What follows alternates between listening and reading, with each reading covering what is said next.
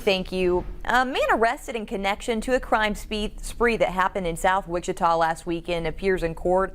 Thomas Torres faces multiple charges. That includes aggravated battery of a law enforcement officer, criminal damage to property, theft, fleeing, and kidnapping. It all started when a sheriff's deputy spotted a stolen vehicle on a McDonald's drive-thru Sunday night. Deputies say Torres was in the stolen SUV. He rammed the deputy's vehicle and then took off.